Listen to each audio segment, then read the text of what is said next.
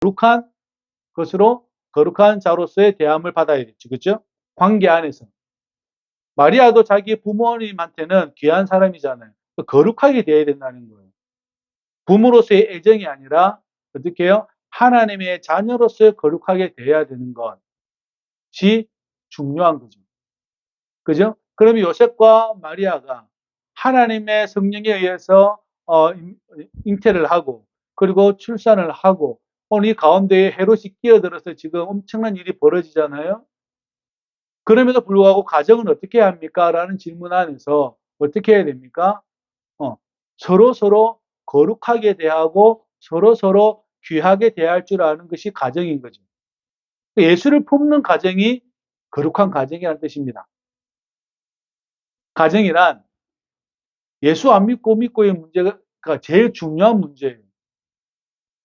그러니까 깨어진 가정이란 무엇입니까? 라고 물어보면 예수를 안 믿는 가정이 깨어진 가정이죠.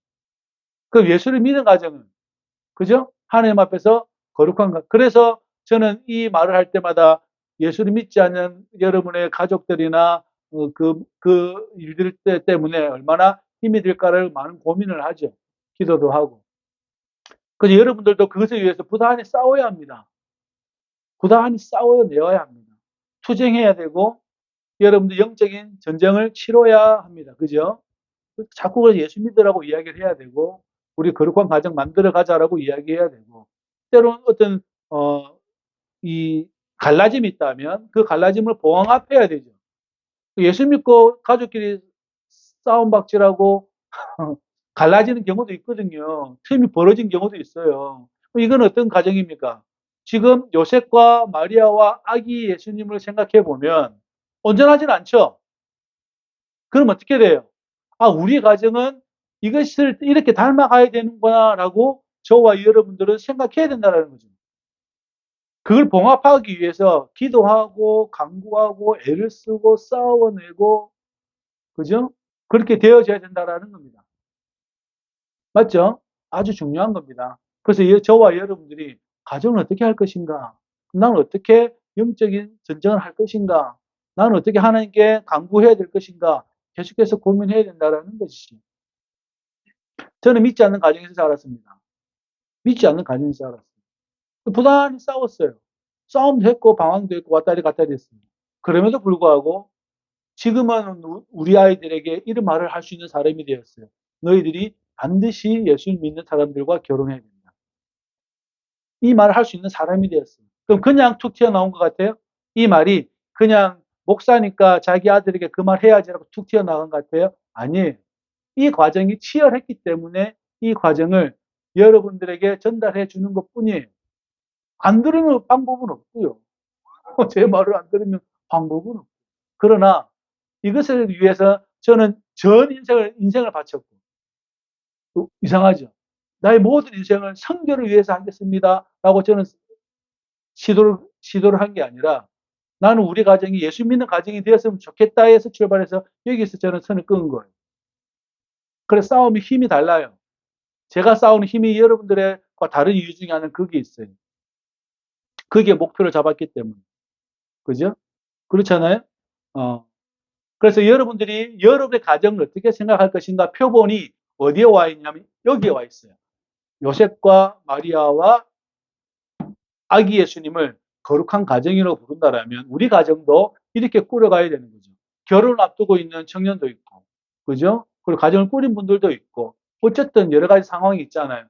그 상황이든지 간에 우리의 가정은 이것이 표본이구나.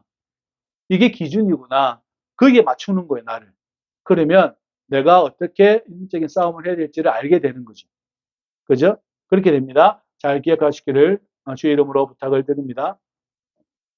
그래서 오늘은 성가정 주일입니다. 그래서 우리도 예수님을 품고 살아야 하는구나.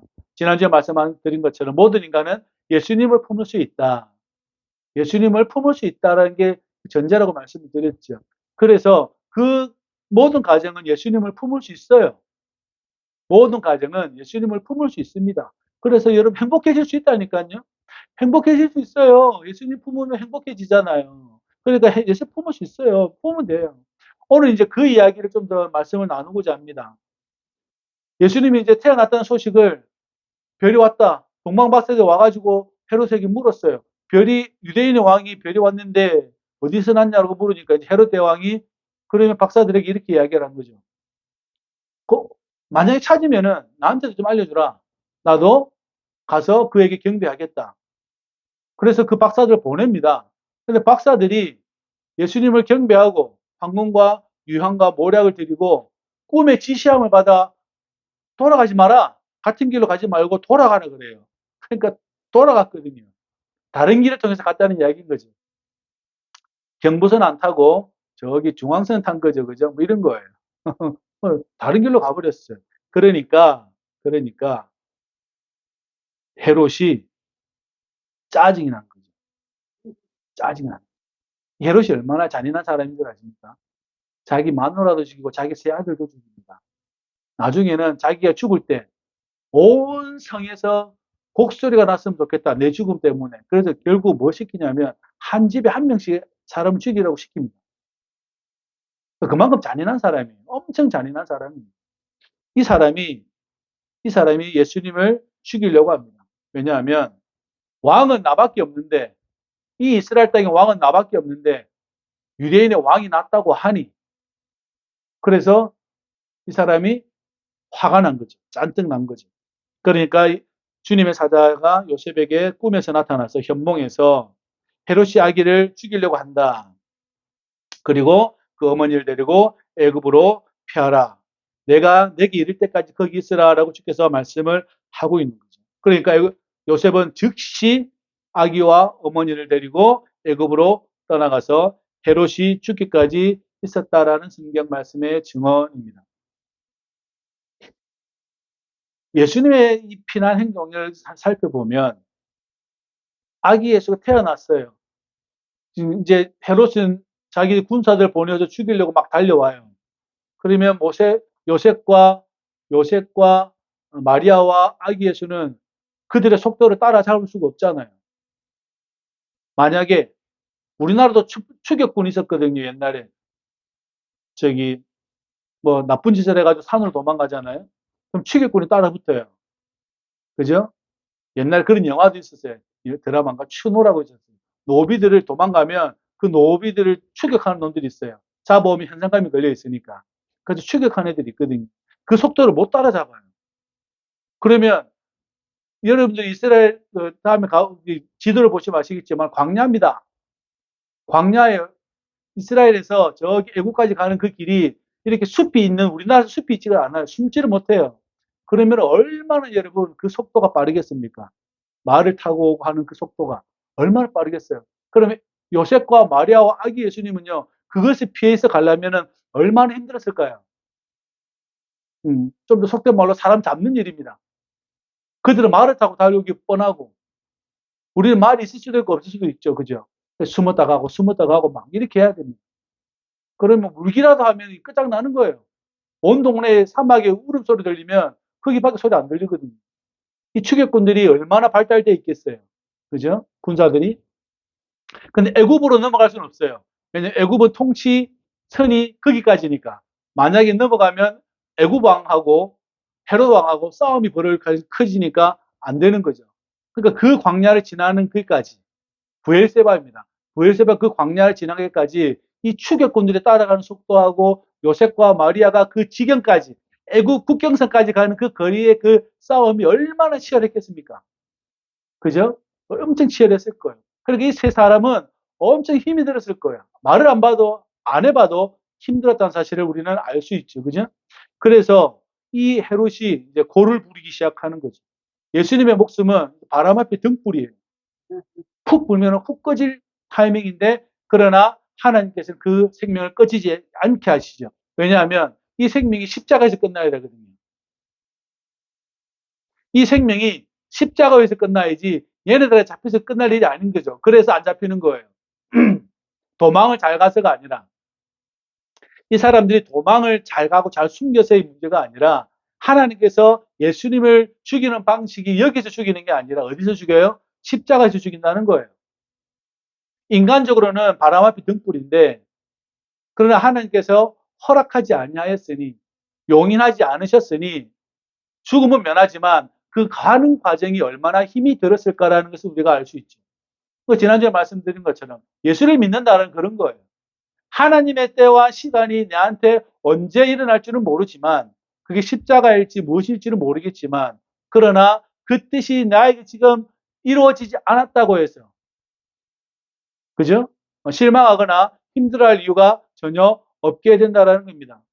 저와 여러분 잘 기억하시길 바랍니다. 그리고 하나님의 뜻은 반드시 이루어져요. 예수님을 여기서 안 죽여요. 어디서 죽여요? 십자가에서 죽여요. 그게 하나님의 뜻이에요. 그렇잖아요. 그러니까 지금 거기에서는 이루어지지 않죠. 그러나 도망가는 그 과정과 그 어려움이란 말할 수 없는 어려움이겠죠. 그죠? 물이라도 한 병 제대로 가져갈 수 없는 상황이잖아요. 무거우니까. 그죠? 그렇다라는 겁니다. 저와 여러분들이 잘 기억하시기를 주의 이름으로 부탁을 드립니다. 그러니까, 그쪽으로 하나님께서 보내십니다. 보내세요. 그러니까 헤롯이 박사들을 쏘았어요. 그리고, 예수도 도망간 걸 알았어요. 그래가지고 박사들이 온 날을 기준으로 해서 두 살 아래를 남자아이를 다 죽이라고 명령합니다. 베들레헴과 그 지경. 그러니까 예루살렘 말고 베들레헴과 그 지경에 있는 모든 사내 아이들, 두 살 아래의 사내아이들을 죽이려고 합니다. 행동을 시작하죠. 그죠? 근데 이 행동은 언제 시작되었습니까? 박사들을 만났을 그때부터 시작됐습니다. 사실은. 단지 행동을 개시하지 않았을 뿐이지. 언제든지 죽이려는 마음이 있는 거죠. 그래서 우리가 한번 생각해 봐야 합니다. 내 마음 안에 용서하지 못한 것, 특별히 한 해가 마무리되어져 가고 새해가 오니까 내 안에 용서되어지지 못한 것, 내 안에 또한 내가 용서를 구해야 될 것이 있다라면 저와 여러분들은 반드시 여러분 소재 다 태워버리고 넘겨갈 수 있기를 주의 이름으로 부탁을 드립니다. 이 행동이 해를 거듭해서 넘어가지 않기를 주의 이름으로 부탁을 드립니다. 인간의 행동 언제 시작돼요? 딱 그때부터 시작돼요. 박사들이 만난 시점부터 내가 찾으면 죽이리라. 그런데 박사들이 도망을 가버렸네. 그래서 누가 죽어요? 베들레헴의 그 동네 그 근처에 있는 근방에 두 살 아래의 남자아이들이 다 죽습니다. 그러니까 애곡하는 소리가 곳곳에서 들려오기 시작하는 거죠. 그래서 이 아이들이 최초의 순교자라고 말씀을 드리는 이유 중에 하나는 바로 여기에 있습니다. 예수님을 믿고 최초의 순교자는 누구입니까? 물어보면 이 아이들이에요. 이 아이들. 이 두 사람의 아이들이 최초의 순교자들입니다.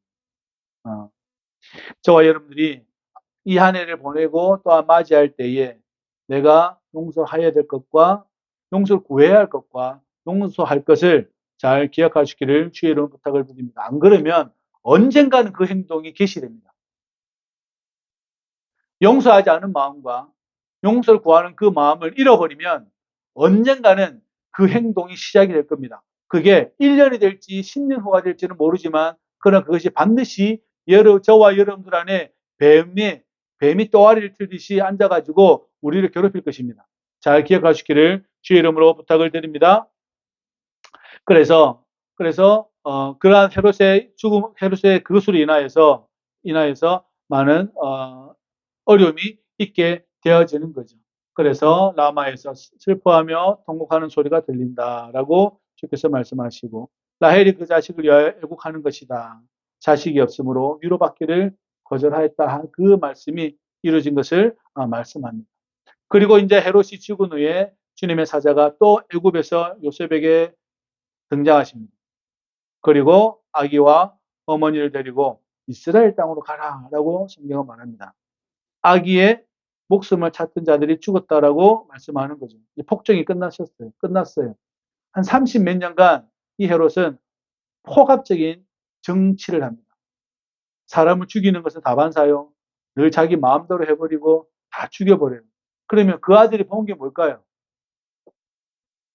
자기 아버지가 그냥 사람 목숨을 파리 목숨보다 못하게 죽여버렸으니 이 아켈라오가 자기 아버지 하듯이 똑같이 했겠죠. 그죠? 그러니까 요셉이 그것을 알고 두려워하여 어디로 갑니까? 갈릴리 지방으로 갑니다. 갈릴리 지방으로 가요. 그리고 꿈의 지시함을 받아서 갈릴리 지방으로 가게 된다는 것이죠. 왜냐하면 그 아버지의 그 아들이니까. 그죠? 사람 목숨이 음, 사람 목숨이 파리 목숨보다 덜하니까 방법이 없잖아요. 그죠? 방법이 없어요. 그래서 지시함을 받고 갈릴리로 갑니다. 그래서 마태복음에서 갈릴리라는 말 자체가 제일 중요합니다. 왜냐하면 예루살렘과 갈릴리는 서로 반대되는 세력이거든요. 반대되는 곳인 거죠. 그 갈릴리에는 어떤 건 누가 있습니까? 말 그대로 남지에는 누가 있습니까? 남지에는 예루살렘에 가지 못한 사람들이 있는 거죠. 그리고 예루살렘에서 배척된 사람들이 있는 거죠. 자발적으로 있는 사람들도 있겠지만 대부분의 모든 사람들은 예루살렘으로 가고 싶어 합니다. 우리나라 속담에도 있잖아요.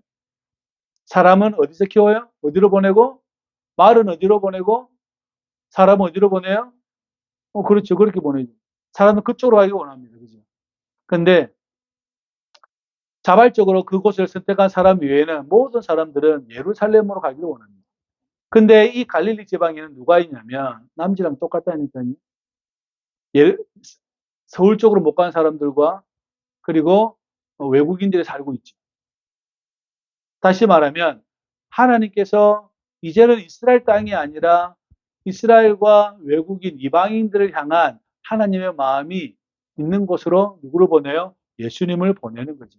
그래서 모든 사역이 그 동네에서 이루어지기 시작하는 거예요. 하나님의 선포는 거기에서 이루어지고 예루살렘에서 이루어지지만 그러나 예수님의 주된 사역지가 어디입니까? 나사렛과 갈릴리 그 지방이 그쪽에서 이루어지고 있다라는 겁니다. 이제 예수님의 그 사역이 이루어지는 거죠. 예루살렘에서 시작하지 않아요. 예루살렘에서 예수님을 선포하지 않아요. 오히려 어디서 선포합니까? 갈릴리에서 선포해요. 갈릴리 그 북쪽 지방에서 선포하기 시작한다라는 것입니다. 그래서 이 성경을 통하여서 우리에게 말씀해 주시는 바는 바로 하나님께서 이제는 이스라엘 유대인에게만 복음이 전달되는 것을 원하지 않고 온 우주, 온 세상, 모든 인간에게 하나님의 구원이 선포가 되었다라는 것을 어떻게 해요? 말하는 장면 중에 하나가 갈릴리라는 뜻이에요. 갈릴리라는 뜻이에요. 마찬가지입니다. 그래서 여러분, 복음을 받아들이는 데는 위치적인 문제가 중요한 게 아닙니다. 내가 예수를 그리스도를 고백하고 받아들이는 것은 서울에 있다고 잘 받아들이고 남지에 있다고 못 받아들이는 이야기가 아닌 거죠. 예수를 받아들이는 것은 내가 많이 배웠다고 못 배웠다고 문제가 아니라고 늘 말씀드리죠. 내가 예수를 받아들이는 것은 내가 부하니까 가난하니까 아니라는 문제를 계속 말씀드렸죠. 여자니까 남자니까 아니에요. 유대인이고 이방인이고 아니에요. 헬라인이나 야만인이나 나는 빚진 자다. 내가 다른 말로 하면 헬라인이나 야만인도 예수를 믿는데 아무 문제가 없다는 뜻입니다. 그죠? 맞죠? 그 이야기를 오늘 성경 우리에게 말씀해 주고 있다는 거죠. 단지 뭐만 필요해요? 결단만 필요하죠. 내가 예수를 받아들이고 예수님을 그리스도로 고백하는 건 결단이 필요하죠. 결단이 필요하지 장소적인 문제, 사회적인 지위의 문제가 아니라는 사실입니다. 우리는 어디에 많이 고민을 해요? 사회적 지위에 많은 고민을 해요. 사람들이 나를 어떻게 볼까? 이 시각을 내년에 가지지 마십시오. 과거처럼 자꾸 떨어버리는 여러분의 삶이 되었으면 좋겠습니다. 사람들이 나를 어떻게 생각할까? 그게 문제가 아니라 여러분이 그 사람들을 불쌍하게 보아주면 됩니다. 그러면 안 돼요? 그 정도면 끝나는 거 아니에요? 저 사람이 나를 불쌍하게 보잖아요? 저 사람이 나를 불쌍하게 볼 수 있잖아요. 주위에 마을 사람들이 저를 좀 불쌍하게 볼걸요? 그죠? 저를 아는 사람들은 좀 불쌍하게 볼 겁니다. 이유는 뭐 여러 가지 있겠죠. 근데 저는 반대라고 생각합니다. 나는 그 사람이 더 불쌍해요. 우리 서로를 불쌍하게 여겨요. 어. 나는 예수를 알고 있고 당신들은 예수를 모르고 있으니까 나는 그 사람들 불쌍한 거고 그 사람들이 나를 불쌍한 거는 내 처지가 불쌍하니까 불쌍한 거지. 그러니까 거기에 신경 쓰지 마시라고. 거기에는 신경 쓰지 마시라는 이야기를 꼭 드리는 거예요. 그러니까 여러분 자꾸 다른 사람의 눈치를 보며 산다 이 말인 다른 말로 하면 저 사람의 욕망을 여러분들이 살아주면 안 된다는 뜻입니다. 다시 한번 설명할게요.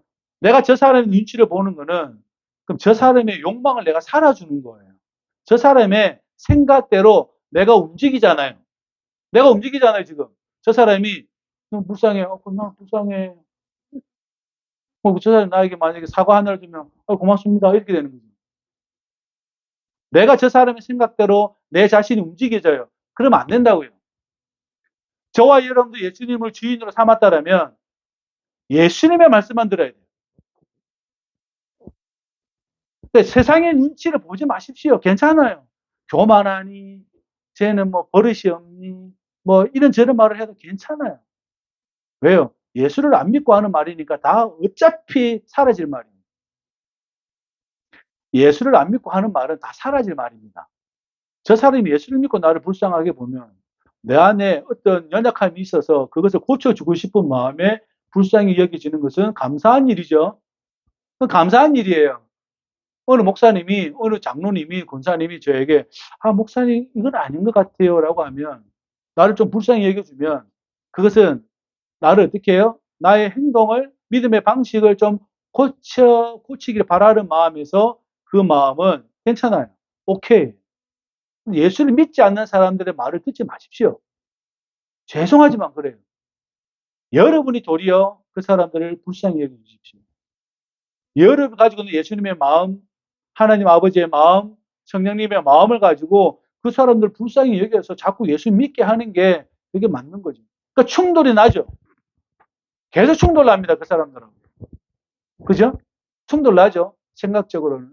그래서 드리는 말씀이 저 사람의 의식을, 저 사람의 생각을 여러분들이 살아줄 이유가 없어요. 오히려 예수님의 생각과 마음을 여러분들이 품고 어떻게 해요? 내가 살아가는 거죠. 그것이 맞아요. 그것이 여러분 천국이에요.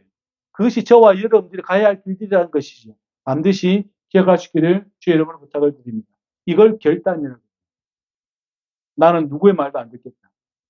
나는 오직 예수 믿는 사람들과 예수님의 말을 듣겠다. 이게 결단이죠. 그걸 하냐 못하느냐는 우리의 몫인 거예요. 그래서 여러분 잘 안 되니까 어떻게 해요? 저도 안 되니까 기도하는 거예요. 주님 힘을 달라고, 능력 달라고, 믿음 달라고, 역사해 달라고 기도하는 거지. 저는 잘해서 합니까? 절대 그렇지 않아요. 제가 온전해서 드리는 말씀이 아니에요. 저도 똑같아요. 역사해 달라고, 믿음 달라고, 은혜 달라고 계속 이야기하는 이유 중에 하나는 저 사람의 생각이 자꾸 나를 침투하니까. 근데 나는 예수님의 말씀 듣기 원하는 그 마음이, 이 결단이 난 필요하니까 그렇게 기도하는 거예요. 저와 여러분 잘 기억하시기를 주의 이름으로 부탁을 드립니다. 반드시 분열은 일어납니다. 헤롯은 예수를 받아들이지를 못해요. 그래서 어떻게 해요? 죽이는 것에 자기 자신을 써버리죠. 허무하게 인생을 마쳐 버리게 되는 거죠. 근데 우리는 오늘 이 말씀에서 하나를 우리는 건져낼 수 있습니다.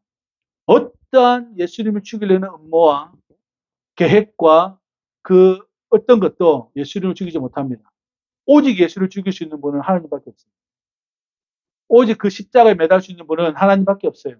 그 십자가 위에서만 하나님은 계획을 해 놓았기 때문에 그 누구도 예수님을 죽일 수가 없습니다. 예수님이 끊임없이 복음을 말하니까 사람들이 절벽에서 밀쳐 넘어 죽이려고 하기도 하고 돌로 쳐 죽이려고 하기도 하고 못 죽여요. 죽일 수가 없어요. 예수님 어디서 죽어야 합니까? 십자가에서 죽어요. 그것이 하나님의 뜻이에요. 그래서 하나님의 뜻은 당신의 승리가 원하는 그 지점에서 이루어진다는 사실을 잘 기억하시기를 주의 이름으로 부탁을 드립니다. 수많은 사람들이 도망 다녔어요. 모세도 도망 다녔죠. 맞죠? 모세도 도망 다녔습니다. 40년 동안 광야 도망 다녔어요. 또 도망 다니는 사람 중에 대표적인 사람이 누굽니까? 다윗입니다. 사울을 통해서 엄청나게 많이 도망 다녔습니다. 엘리야, 맞죠? 엄청나게 도망 다녔어요. 다 아시는 분들이죠. 우리 예수님도 도망 다녀요. 아기 때부터. 도망이 달라요. 도망이 달라요. 사람을 구원하기 위해서 도망 다니는 거예요. 사람은 어디서요? 십자가 위에서. 우리를 살리기 위해서. 하나님의 자녀로 만들고 싶어서 그 십자가에서 주님은 당하시는 거죠. 그것이 피난의 다른 극이 있습니다. 모세도 인도했고 다윗도 인도했고 엘리야도 인도했지만 그러나 그것은 하나의 지점이었을 뿐인데 예수님의 십자가의 죽음은 온 인류, 온 인간을 다 통틀어서 죽으심이니 그 피나는 성격이 다르다라는 것입니다. 저와 여러분들이 잘 기억하시기를 주의 이름으로 부탁을 드립니다. 그래서 하나님께서는 이 가정을 보호해 주십니다. 보호해 주는데 어디까지 보호해 주시는가? 그분의 승리가 이루어지는 그 지점까지를 보호해 주고 계시는 거죠. 그죠? 저와 여러분들이 그것을 잘 기억하시기를 바랍니다. 어디서 시작합니까? 갈릴리에서 시작합니다. 갈릴리에서 시작합니다. 우리의 삶도 마찬가지라고 저는 생각합니다. 하나님의 계획이 지금 이루어지지 않았고 앞으로 이루어질 것이라는 것을 우리가 믿을 수 있기를 주의 이름으로 부탁을 드립니다. 또한 인생은 우연히 일어난 일이 없습니다. 반드시 하나님의 역사하심을 통해서 그 인생 가운데 일은 일어납니다. 그러면 이제 질문이 하나 생기는 거죠. 그것이 왜 나를 이렇게 아프게 합니까?